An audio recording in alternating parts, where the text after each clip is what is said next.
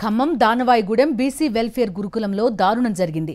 10వ తరగతి చదువుతున్న లక్ష్మీ భవానీ కీర్తిని తరచూ ఎలుకలు కరవడంతో ఆమెకు పరిమితికి మించి రేబిస్ వ్యాక్సిన్ వేయించారు. దీంతో విద్యార్థిని కాళ్లు చచ్చుపడి గుండె వేగం పెరగడంతో ఖమ్మంలోని మమతా ఆసుపత్రికి తీసుకెళ్లారు. పరిమితికి మించి రేబిస్ వ్యాక్సిన్ వేయించడంతో కాళ్లు చచ్చుబడిపోయాయని బాలిక తల్లి ఆరోపిస్తోంది.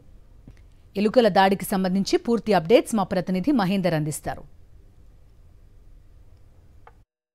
ఖమ్మం నగరంలోని దానవాయిగూడెంలో ఉన్న బీసీ వెల్ఫేర్ గురుకులంలో దారుణం చోటు చేసుకుంది. 10వ తరగతి విద్యార్థిని నెల రోజుల క్రితం ఎలుకలు కరిచింది. అయితే ఈ ఘటన కూడా అక్కడ గురుకులాలకు సంబంధించిన సిబ్బంది కూడా బయటికి రానియలేదని చెప్పుకోవాలి. ప్రస్తుతం మనం చూడొచ్చు.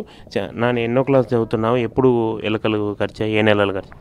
10th క్లాస్ చదువుతున్నాను. ఇప్పుడు దానవాయిగూడెంలో చదువుతున్నాను. చాలాసార్లు కరిసింది. ఇంజెక్షన్ మాత్రం 15 times వేయించారు.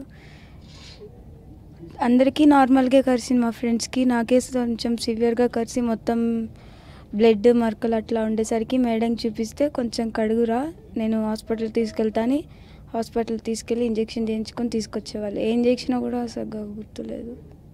అంటే బయటికి ఉన్నతాధికారులకు ఈ విషయం తెలియలేదా? ఎంతమంది పిల్లలు మీతో పాటుగా మీ స్టూడెంట్స్కి ఎంతమందికి కరిచింది అసలు?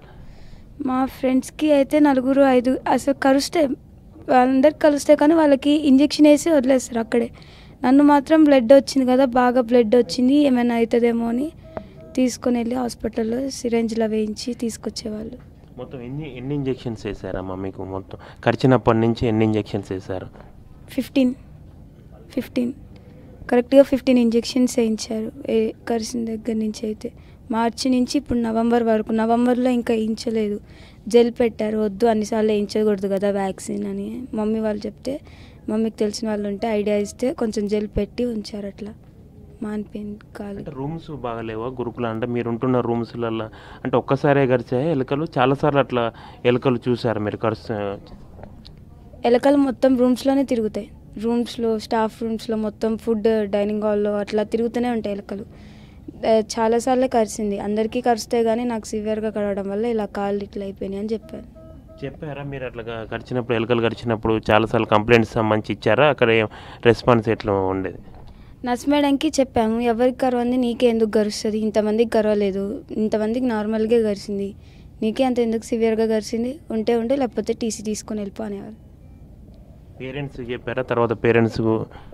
తర్వాత ఇక్కడ కాళ్ళు ఇట్లా ఉబ్బాక అమ్మకి ఫోన్ చేసి ఇట్లా బాగాలేదు, పాపకి నడవలేకపోతుందంటే అప్పుడు వచ్చి తీసుకెళ్లారు. తర్వాత ఇన్ఫర్మేషన్ ఇచ్చారు ఇంజెక్షన్ వేయించాక.